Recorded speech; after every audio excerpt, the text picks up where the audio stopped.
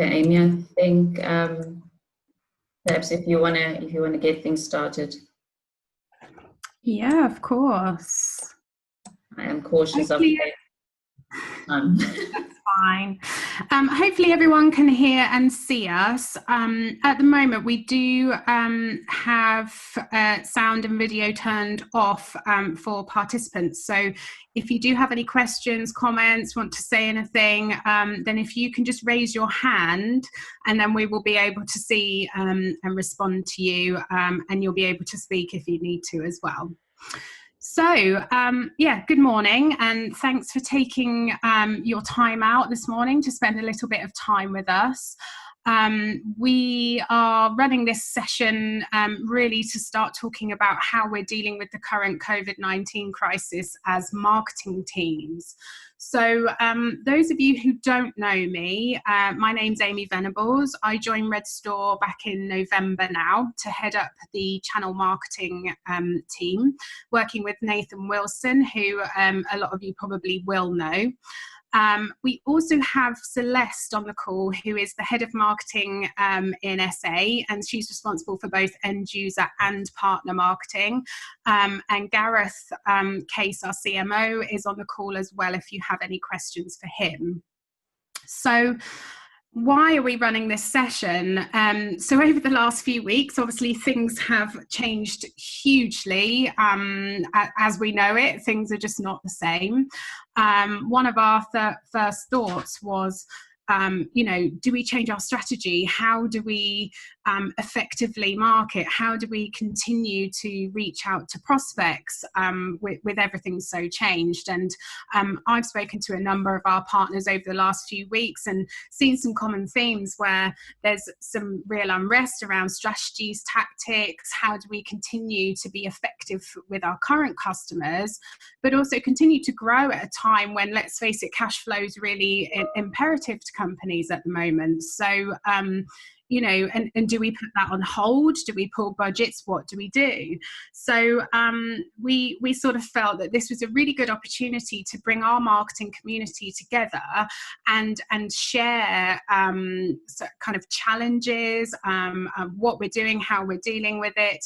And then we've also got two great speakers to talk to you as well. So we've got Dave Stevens from the Business Marketing Club, and Kirstie from Webby, and they will be kind of talking to you about how they see things in their areas of the market, and sort of how they see things changing and what they're doing in their various areas to address this.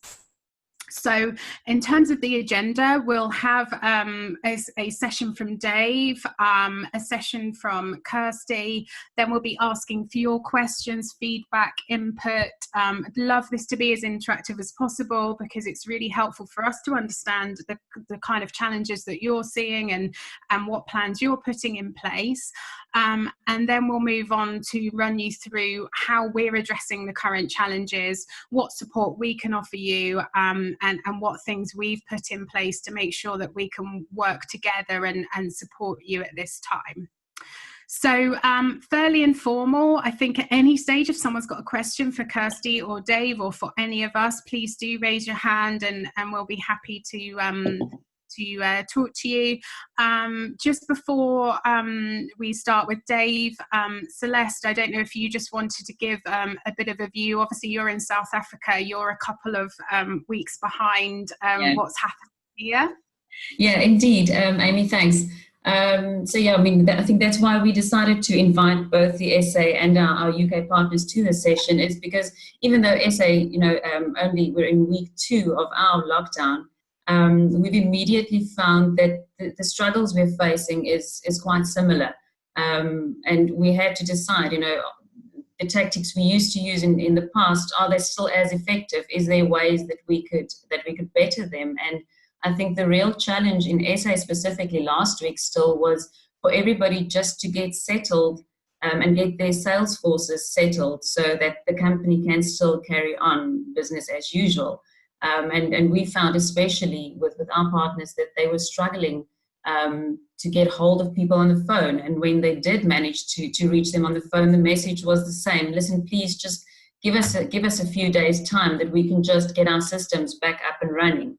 So we really got the sense that people weren't prepared. I mean, how do you prepare for something like this? But they weren't prepared for this disaster scenario, which actually is then the perfect place for Redstor to come in. So we thought it'd be valuable for them to sit into this session as well and find out what Dave and Kirstie can suggest and recommend based on their experience. So yes, thanks, Amy. And you're still on mute. Sorry, always going to be a technical hitch. Okay then, so just to really quickly introduce Dave, like I said, he's chairman of the Business Marketing Club, has also now I believe runs his own consultancy and has held some fairly senior marketing positions within various brands. So I will hand over to you, Dave, and let you explain that a bit more fully. Thanks, Amy, and thank you for having me on this, and hello to everyone on the call. So I'm Dave Stevens. As Amy says, I'm chair of the Business Marketing Club. And the Business Marketing Club is kind of a response to the situation that I think is true of business to business marketing globally. B2B marketing is very undervalued as an exercise, and yet it's really, really important. If I look at the UK alone, 80% of all UK firms derive at least some of their income from business to business. 44% of UK turnover comes from B2B activity. So it's a really significant part of any major country's economy. And yet B2B marketers are actually very unsupported.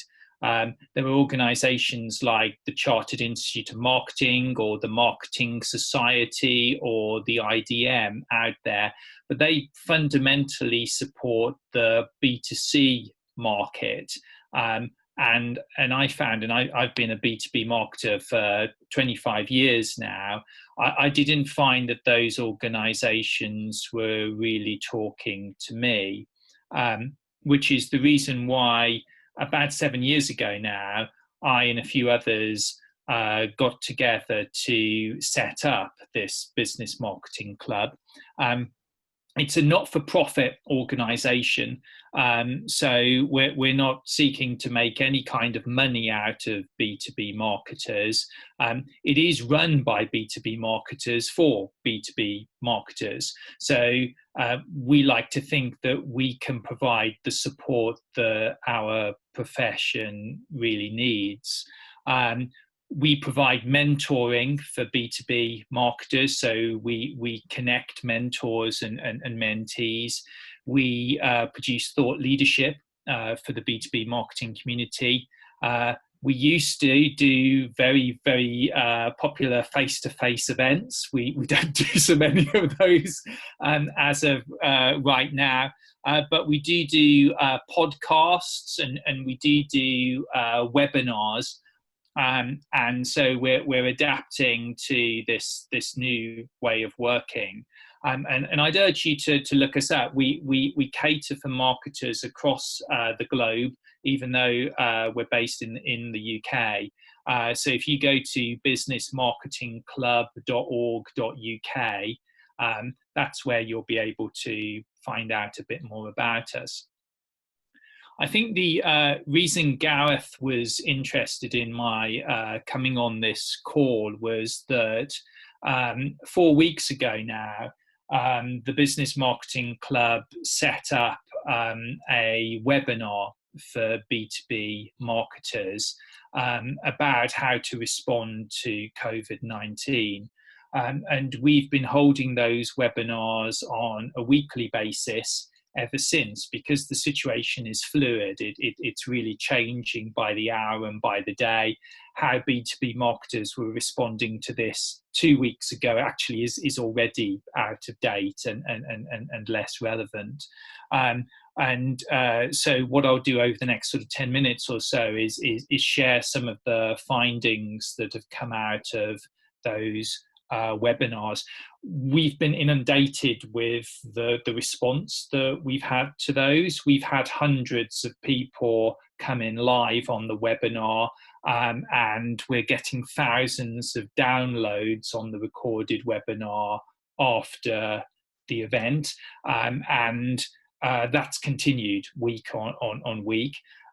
Interestingly for us, we're finding the take up of what we're doing in Europe, in the US, in Canada, actually in South Africa as well, is actually surprisingly significant. You know, we had a UK reach really before a few weeks ago, and so there's a real kind of global interest in what we're talking about here.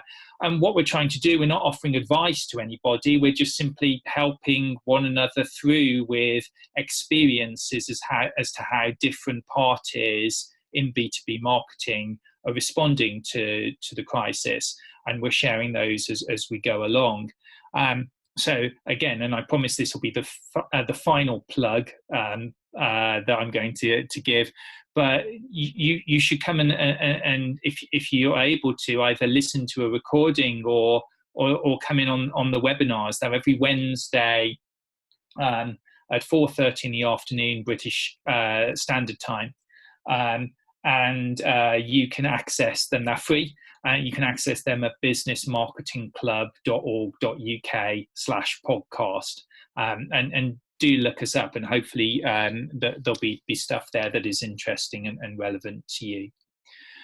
What those webinars have revealed to me so far about the way that B2B marketing is responding really falls into I guess 4 different categories. So I'll talk about marketing channels, I'll talk about marketing messages, I'll talk about working practices.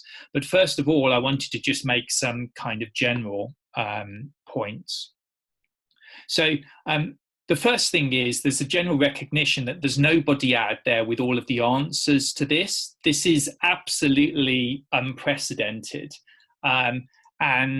So actually it's okay to be scared. It's okay to not know how this will play out, because there's nobody out there who knows how this is all going to play out. I think there are kind of a number of different scenarios that people are thinking through. So one is one in which things get back to either a normal or a new normal in the autumn, so sort of September, October time in the UK. One is in which there's kind of more of a lumpy recovery. So the concept that there's kind of jubilation at the end or at the ending of lockdown, which is then very, very quickly mitigated by the reduced spending power that different businesses and consumers have, that then causes a further decline for a period of time. But all of that is speculation. Nobody really knows how this is going to play out. Businesses are very much focused, understandably right now, on getting the basics sorted out. So getting the business continuity plan in place, thinking about how they manage their cash, thinking about how they rein in debt, thinking of where do they cut costs. And there's a lot of organizations I've been speaking with who have got some really, really tough decisions to make around staff retention, around staff furloughing. How do they keep things going and be ready for the upturn in whatever form or whenever that chooses that comes about. People are using this time to think hard, well, what's working in their marketing and what isn't, and also to really test and learn in this environment as to the sort of things that might play out.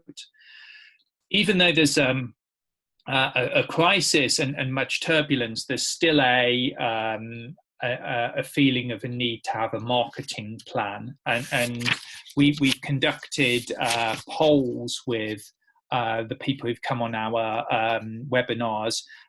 This one I'm about to tell you about is one that we conducted last Wednesday. So we asked, do you have a plan for how your business will market through the crisis? And 41% of the people on the call, and these were all B2B marketers across the globe, said yes, they did have a plan, but they were adapting it as they went along. Another 34% said yes, they did have a plan, but they were reviewing it regularly. And there were only 5% of people who said that they didn't have a plan at all, or even a plan for a plan. So that's kind of quite a resolute feeling out there that actually, even though there's a crisis, you need to be able to plan your way through the crisis. So those were the kind of general points I wanted to make. And then I said that I wanted to look at working practices. So many of the people I've been speaking to are knowledge workers, which means that actually, they're quite well adapted to the technology that they need to be using to be working from home. Actually, technology isn't really the thing that is coming up when I talk to businesses about working practices. The thing that comes up is actually the human side of things. So the impact of this on mental health and well-being. There's, even though you can do these very, very groovy kind of video calls, it doesn't stop a feeling of isolation. It doesn't deal with a feeling of anxiety. And so increasingly businesses are looking at how they can use video in a more informal way. So to have meetings with their people where there isn't an agenda, where they can be human, where they can check in. So lots of stories of remote team lunches, of setting up book clubs, of running a quiz about whose home desk is this, about having tea at 3, or if you're a marketing agency, online Friday drinks. All of those sorts of things are coming up quite frequently. From a marketing messages perspective, what's really, really clear is that few people think this is a time for hard selling. The marketing that is being done is more around focusing on customer support, being educational, offering helpful advice, trying to help guide. There's also a feeling of the need to focus on the long term and the importance of getting the brand right for the uptick. So again, if I look at another poll, so this one we did last Wednesday, where we were asking people about what's the principal focus of your B2B marketing at this time? And 48% of people said that it was about tending to brand and reputation for the long term. So that's a real vindication of the importance of focusing on brand in terms of the way to play this. Marketing channels. Well, obviously the elephant in the room is face-to-face events, because you can't do those anymore. The events industry, though, is actually still I'm both happy and surprised to say quite confident here, because 50% of the events industry's income comes in between September and December. So in a scenario in which things do pick back up by that time, then actually, of course, there's damage to that sector, but there's not a sense that the sector is going to be completely decimated. And actually, there's certainly no sense that events are, for the long term, going to go away. There's even a sense that they will come back stronger than they were before. I'm not sure what your diaries look like in the autumn, but there's about 6 events on at the same time every day through September, as far as I can see right now. So you might almost say the autumn is too crammed for face-to-face events. But clearly, you've got to find, in the meantime, some type of replacement for that. And so people are using more live streaming, webinars, podcasts, video, social media, all come into play here. So in a poll that we did at the end of March, we asked people, what are you doing about the face-to-face events that you had planned for Q2? And 38% of people said that they were mostly repurposing them as interactive content, things like webinars and so on. What's less picked up actually is the impact on direct marketing, because again, the organizations, especially post GDPR, don't really have client home addresses. So actually, direct marketing is now completely ineffective and is for the foreseeable future.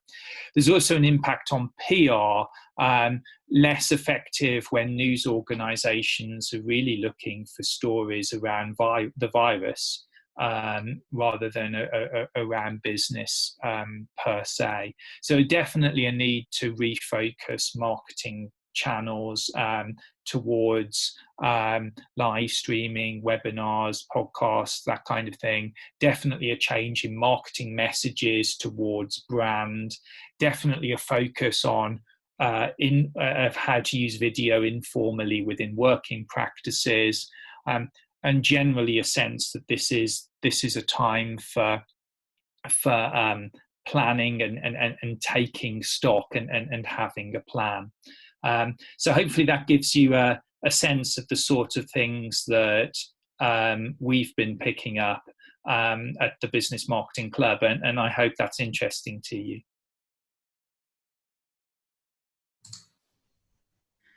Thank you. I think what we'll do is probably anyone that has got any questions, we will ask them right at the end. Sure. Is that okay? Yeah, I guess then I can take over and introduce Kirstie. So Kirstie is a dedicated B2B marketer. She's passionate about innovating in the B2B marketing space and has been delivering campaigns that are result-driven. She's a council member for the Data and Marketing Association, a regular judge for super brands, and a proud advocate for raising the profile of B2B marketing and delivering ROI for her clients. Excuse me. Her specialities include B2B marketing, B2B lead generation, direct marketing, marketing automation, data analysis, content marketing strategies, digital marketing, telemarketing, business growth, campaign planning, and a whole lot more. Kirstie was the founder and managing director of the award-winning integrated B2B demand generation agency called Really B2B for 15 years. And she's now taken the role of MD at Webby, a personalization platform for B2B businesses. And with that, I'd like to hand over to Kirstie to tell us a bit more about Webby and how the coronavirus has affected her business and also her customers. Kirstie? Thank you, Celeste. Right, I'm going to share my screen in a minute because I have got some slides. Thank you for having me, guys. I've done, let me just bring up this, make sure I bring up the right screen here. Can everyone see that okay? Oh, a minute, you're in that one. Can you see okay? Yeah, we're seeing your presenter screen. Oh, okay, right. Let me try and share again. Main screen. Yeah. There you go. You're good. Yes. The test did work. Okay. So thank you again. So yeah. Kirstie Dorr, MD of Webby, and I'm going to do a really quick, just so that you guys know who Webby is, a quick whiz over who we are and what we do. So we're a SaaS business, MarTech software, supporting B2B brands around driving business growth through relevance and personalization on their website. So if I move on to my next, this is going to work.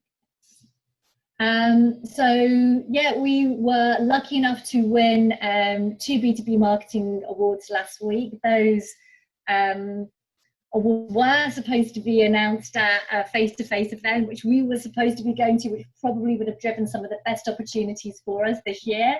So that was, equally gutting for us that that was all planned into our activity, and we didn't have the opportunity to have that face time with those prospects, but delighted to win the 2 awards, which was great. I suppose where we are in terms of what we offer, it's really about supporting B2B marketers to create more relevant experiences for their audiences in the one place that it matters most, their website. So I've just put 2 examples, and I'll send you the deck afterwards if anyone wants to see this, because I want to talk about what's important to you right now. But what we're seeing is where our clients are creating personalized or very highly relevant experiences for their audiences the minute they hit the website. So identifying those audiences based on IP data, business insight that they have about them, funnel stage, they're able to create much higher response rates from the website, much higher conversion, reduction in bounce rates, much more time on the site. And I put 2 examples of kind of Webby in action here. So you can see we have B2B marketing who are a client, who are using Webby to personalize at scale based on industry. So serving a different experience for clients in the financial sector compared to core clients that might come on board. And then also we're seeing clients using Webby very successfully from an ABM perspective. So we've got one of our clients here, True Commerce, showing what Danone would get when they visited the website. The reason that that's so powerful is because we personalize so much in all of our other activities, but we accept that our website has to be generic. We create landing pages to help support that personalized or relevant experience, but 50% of our prospects bypass that entire customer journey, don't do what they want us to, or what we want them to do, and just go straight to Google. So this element of personalization really helps supercharge the performance of our clients' websites. So enough about us. I'm going to talk about you, and I suppose what I'm also going to talk about is how we're responding to what's going on right now.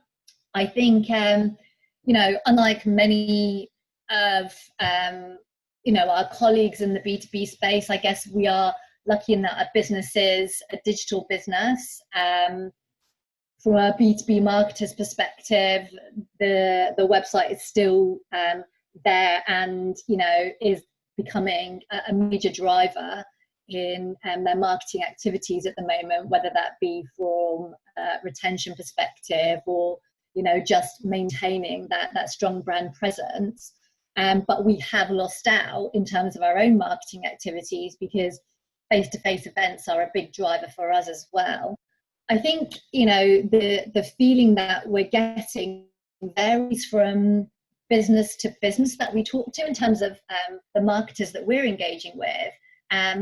SMEs are much more thinking about today, and there is more fear around what COVID-19 means for them. And some of the conversations that we've had have even been no one's going to be buying anything anymore, we don't need to have this, we can't have this solution, etc. And they immediately kind of shut down and think actually my go-to has to be, let's just stop doing everything. And then on the other hand, you know, we have many corporate clients, ones who have, you know, not even corporate, just I suppose larger clients who are a bit more forward thinking and are thinking about the future, where they're progressing with opportunities that were in place prior to COVID-19, or they are thinking, right, okay, so if I can't spend my money on events, what can I do? And so they're still spending. I think that's the difference that I'm noticing, is that the bigger businesses are, okay, this is a challenge for us. And I'm even talking back from my central media time and being part of a PLC. Yes, this is a challenge, but what's the opportunity? And so they're looking for an alternative because they know that we'll come out of this and thinking, well, how can we do the very best we can right now? And I suppose that goes back to some of what Dave is saying, is that, you know, brand and reputation, there's a real opportunity here to connect with B2B buyers, our current B2B clients and customers.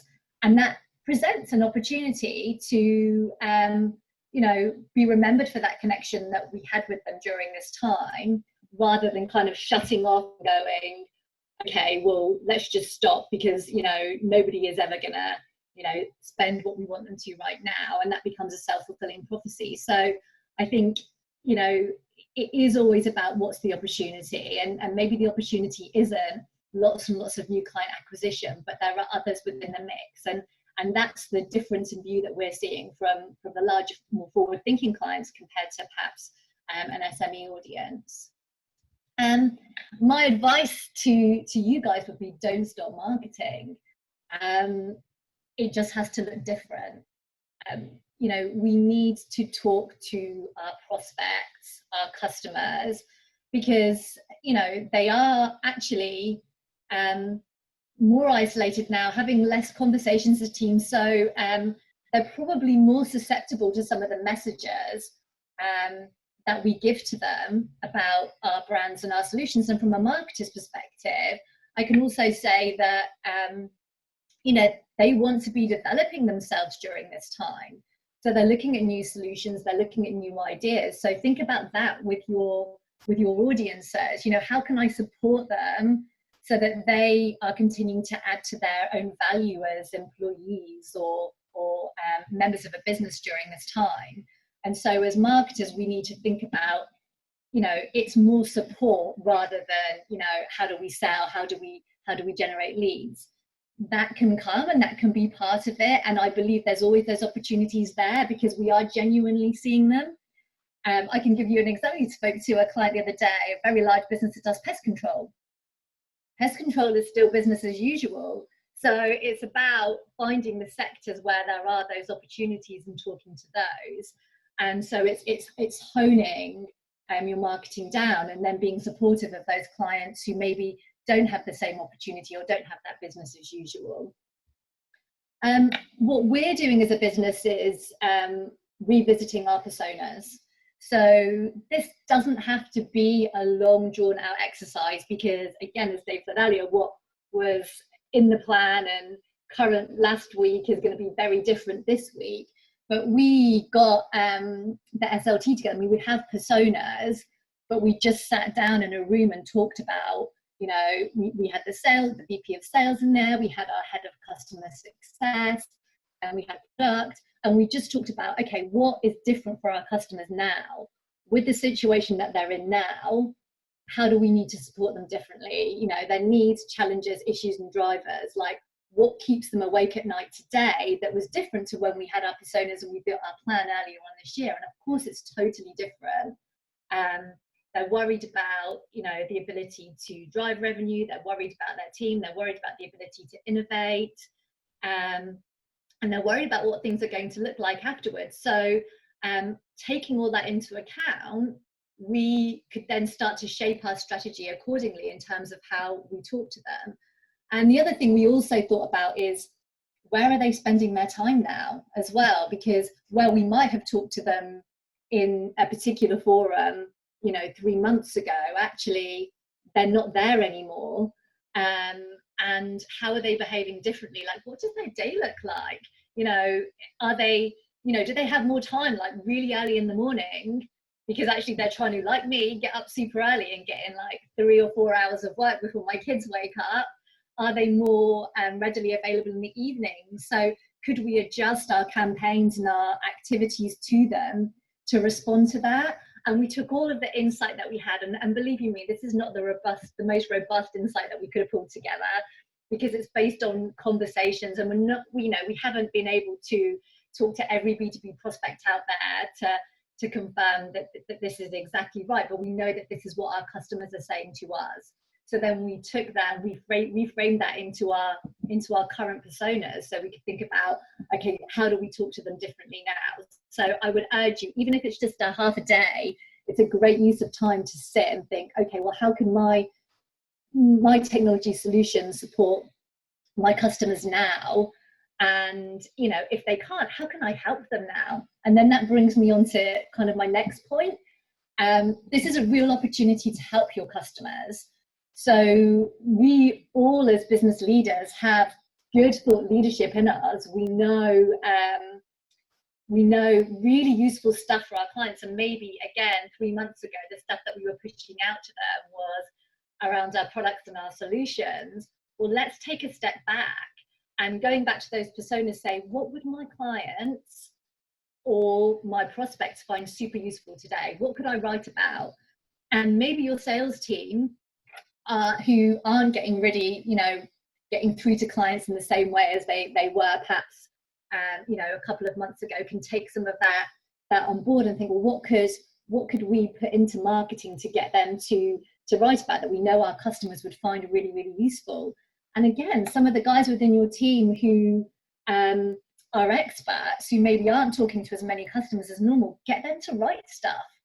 As I can tell you now, I'm writing stuff too, because I think I want to have that connection with my audience. And, you know, I don't believe, as many of us thought, that we might have more time, we probably have less time, but making that effort to think about, what could we create? Could it be a really nice ebook? Could it be a white paper? Just a, you know, an infographic, or, you know, a simple video, something that I know they would find useful. And, you know, try not to make it generic and the same as, you know, what everyone else is doing. Really, really think about how could we look different during this time. And I think when you do that, there's a bit of a legacy that's left, because, you know, yes, we could all carry on just sell, and there will be some selling during this time. And I can tell you it's happening for Webby. But if you sell something, you have a customer today, and if you help someone, you have a customer for life. That's a lovely saying by an author called Jay Bayer. I should have accredited him there in a book called Utility, which is one of my favorites. And I think, you know, there's that real good opportunity there to help our customers.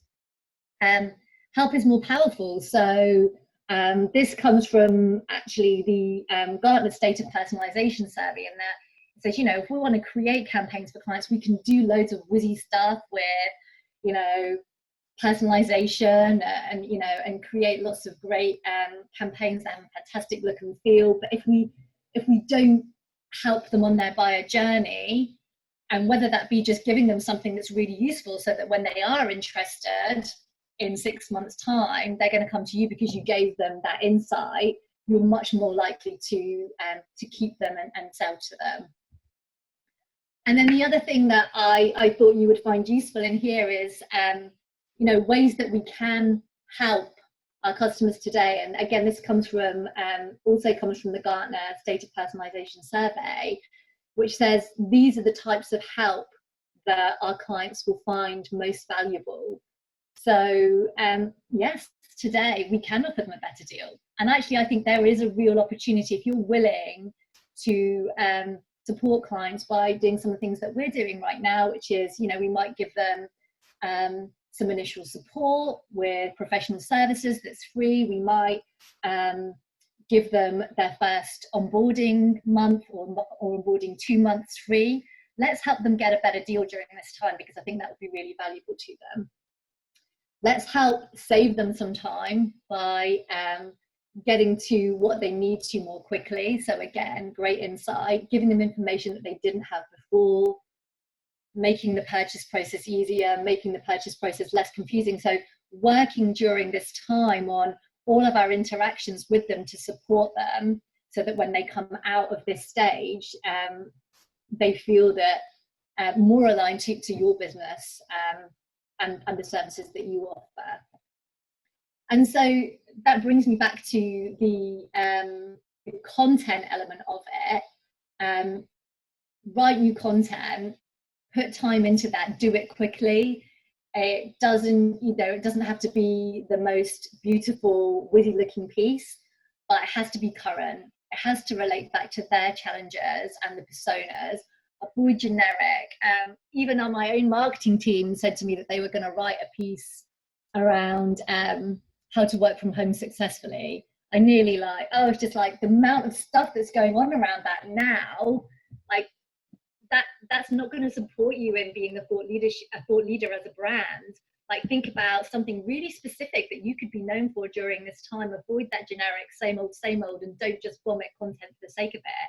How about you do something during this time that gives you your best piece of content, something that's really useful and meaty that you could break down into bite-sized chunks during this time, and demonstrate your expertise. So maybe, again, going back to that brand, what are we known for? And how could we create something that we could share with our audience that they would appreciate reading, appreciate the insight from, and remember when they come out of this phase? And I would say also be human. I think I really like some of the communications I've been seeing at the moment from CEOs of businesses to their clients, to prospects. They've got to actually genuinely be from the CEO and feel like they've got that human approach, but saying, we're in the same situation as you, let us support you, please give me feedback, we're available. Think about how your comms can incorporate that human element from your own CEO, as well as the people that are the day-to-day with clients. And again, that's some of the stuff that we've been doing here in Webby, is making that connection from board level right through to end users, which I think does really, really help. I think the next 2 points that I just wanted to make is, if we can't focus on acquisition, and many of us don't feel comfortable doing lots and lots of push communications to drive demand during this time, use nurture, and you still will drive leads, but think about retention. So how could we create really great experiences for our clients during this time? Because again, a call with them from your customer success team saying, okay, tell me about your problems, what's going on right now, how could we support you, will probably benefit them significantly. And I think because we're probably a couple of weeks ahead compared to South Africa, as Celeste said, we're having clients who are much more receptive to those communications now. Like, we had one client who obviously was using Webby for increasing conversions from the website. The traffic was very, very high. They've seen a reduction in perhaps new prospect visits to the site. They're still seeing some of them, but not the same volume. So we're like, right, well, let's support you in your retention strategy, or clients that you've got in pipeline. How could you create some great personalized experience for those guys? And we're giving them lots of ideas around that. And then not just giving them the ideas, but then saying, right, okay, so we'll give you some support. We'll give you some free professional services time to help you get that show on the road, so that you're not avoiding those difficult conversations. You're taking control of them and saying, right, okay, so if this didn't work, this can. And I think that's really helping us. So looking after your customers, so what can you give them free to help them now? One of the things that we're doing alongside the professional services, etc., is we have a sister business, Lead Forensics, who has all the IP data, where businesses are actually able to see who's visited their website. So for us, traditionally within Webbio, that's going to be a bolt-on and an extra cost. But for all of our clients now, we're giving it to them for free, because yes, they're creating these personalized experiences, but we know that they're getting less traffic than they normally would. So we want to help them by telling them who that traffic is. Could you do the same for your audience and think about what would be useful for them right now? Like any data that you could give them, any insight, any introductory offers. Again, it all goes back to your personas. We did that piece of work, and that's what we thought, yeah, Webbio Reveal could really help them. And we're even doing it for some of our prospects as well, because we know it will put them in a favorable space again when they come back to having more buying power. Run sessions on how to help them make the most of your solutions now. You can do that via webinars, or you can do that on a one-to-one basis, whatever you've got the opportunity to do. Offer any additional support that you can help them in this. And again, think about how you can help them retain their clients. So just as you might be worried about acquisition and retention, so might they. So how does what you deliver as a business help them retain their clients? Could they use your solutions differently or harness something extra during this time to help them with retention? It is different and challenging, but we are seeing the fruit of that.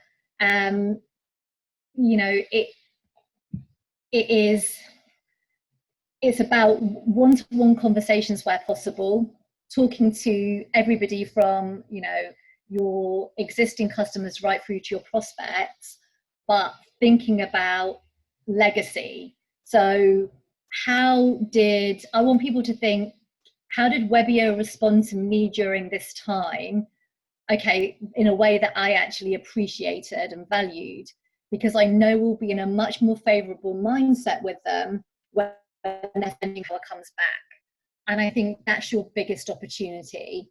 Demand is still there. You will get leads and opportunities, but there is some hesitancy certainly from the SME side of things. So if you go wider with the help message, opportunity will drop out, and the opportunity will be greater for you when that spending power comes back. Hope that was useful and helpful. That's how we're looking at it. Again, if you have any questions, I'm happy to hear them. And also happy to hear if you have any suggestions about how you guys are doing things as well. Fantastic. Thank you very much, Kirstie. Thank you. That was really helpful. I quite like some of those statements as well. Be human, absolutely love, and think that's really, really important at the moment. I've had so many mails, which is like, COVID-19, like this is what we should do, checklist, help you, and that it's just become noise. So yeah, I think that human element's really, really important. So have any of our attendees got any questions for Kirstie or Dave at all? If you do, you can raise your hand and then we can ask you the question. I think whilst we're waiting for that, I did have a question to ask both of you your opinions, I guess. Do you think that we will see lasting change in the way that we market to people? Or do you think it will be a case of we go back to as normal as we possibly can in terms of as a society, and then we just go straight back to what we were doing before? Or do you think that there will be some things that kind of endure in terms of changing the way that we talk to our customers and prospects? Do you want to go first, Kirstie, or shall I? All I was going to say is I think we'll have learned quite a lot during this time that we shouldn't forget. We've had to be quite creative, and I think that would be the legacy that I think is left, is let's not lose that creativity and ability to respond to things differently. So we'll have learned some new ways to market that we shouldn't exclude from our future marketing plans. And we'll also perhaps have more of a focus on what's really important. So I don't think it will be business as usual. I think it will be, you know, being super grateful for the fact that we have all of those other things that we can go back to doing, but not forgetting the lessons that we've learned and incorporating those into our strategies ongoing. So really good answer. What can I add to that? I think that things will change, but I don't think they will change by anything like the extent that some people are propounding right now. If you look at China, which is further ahead than any of us in terms of dealing with this situation, I guess what's striking as they come out of lockdown is that you're seeing a strong trend back towards traditional ways. You know, to give you just one example, traditional Chinese medicine has really rocketed in terms of sales in the last couple of weeks, which suggests that there is kind of a hankering after the old and the traditional and the comfortable after this kind of period of trauma. That said, I think that there will be some things that are different. It's difficult to see that working practices won't change to at least some extent as a result of this period where we've all been forced to learn how the hell Zoom works. And there's definitely, I think, a sense that those businesses that play on brand have the real opportunity to build in customer loyalty that will take them through into the world after COVID-19. That's been the experience actually of branding down the years. Those brands that really look out for their customers now, as Kirstie suggested, are the ones that really will reap dividends later on. So I think some change, but nowhere near as much change as some people are propounding right now. Thank you. It's helpful. I don't think we have got any other questions. So I think what we will do now, anyone that thinks of any questions, obviously feel free to drop us a note, and we can always reach out to Kirstie or Dave and come back to you afterwards. But I think what we'll do now is just move on to talking about Redstor's response and some of the materials and resources we've got to help partners. So Kirstie and Dave, thank you so much for your time. Really appreciate your input, and we will let you get back to your busy days. Cheers. Good luck. Thank you so much. Thanks, guys. Thank you so much. Okay, so what we wanted to do now, I think, is just talk through some of the materials that we've developed and some of the ways that we can help partners. And then if you've got any questions, you can, of course, let us know.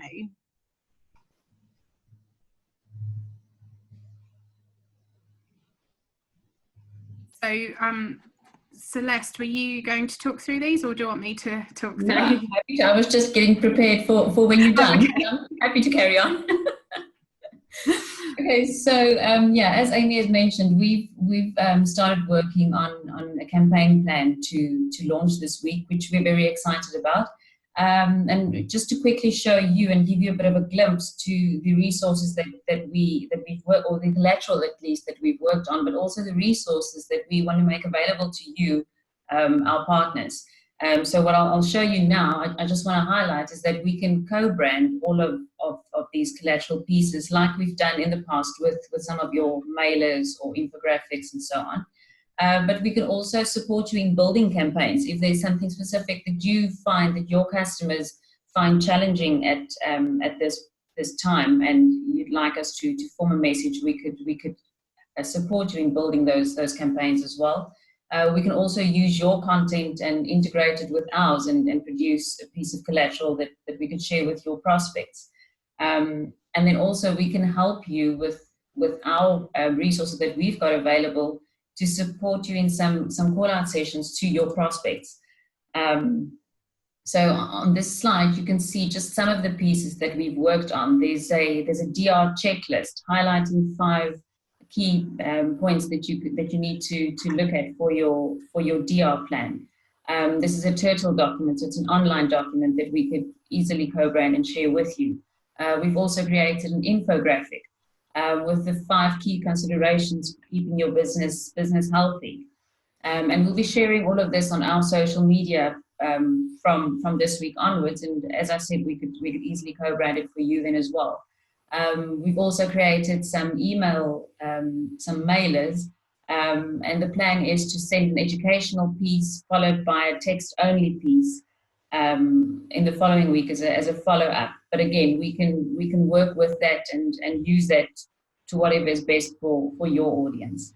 Then we've also produced 2 blogs, which you are welcome to share on your platforms as well.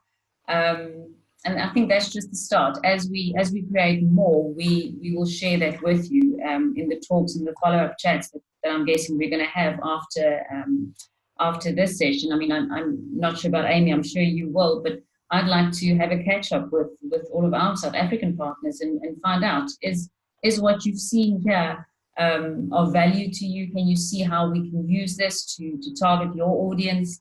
And just have a bit of a catch-up to see how we can help. I mean, I love what Kirstie said now, is don't sell, help. And I think for us as Redstor, to our channel, that's definitely the message we want to bring across, is we're here to help.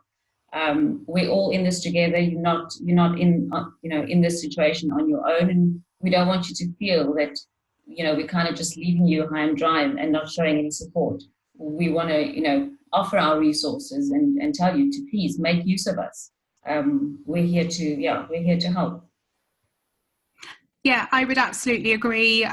Celeste, myself, Gareth, more than happy to have conversations and support you with building plans and give some of our time. I think we've created some really kind of solid pieces here. We can absolutely see some of our messages that would definitely be resonating at this time. We've got unprecedented remote working, so we've got lots of new users of Office 365, for example, that might not really understand, what kind of data they're uploading, how they're storing that data, how they're protecting that data. And I think a lot of partners have obviously rallied round to support their end customers in terms of getting these licenses for Office 365 and similar, but there is the kind of data element of it, and protecting that has been an afterthought. So I think there's lots of things out there that we can be talking to customers about that are relevant, particularly at a time like this. Business continuity is obviously a huge thing for everyone at the moment. And actually data protection really does sit within that realm and is something that we should absolutely be talking to customers about alongside that. So it might not be that you want to directly take these materials. It might be that we can have a conversation about some of the messages that resonate, that fit into what you're already communicating with your customers and prospects about. So I think one of the things that would be great if you take from this is actually we're here to support you. Reach out to us, use us as much as you can, and obviously the kind of telemarketing and calling resource that we've got as well could be something that's really supportive for you right now, whether it's around renewals, whether it's around new business. So please do lean on us and ask us for that support. And I think if after this anyone does want to reach out, then obviously you can drop myself or Celeste or Gareth an email. We will definitely follow up with this with a link to some of those new resources so that you can take a look at those. But we're more than happy to work with you. So please do shout if you want our support. And on that note, I guess, has anyone got any questions? We've had really quiet participants, and that's fine. But if anyone does have any questions, please let us know.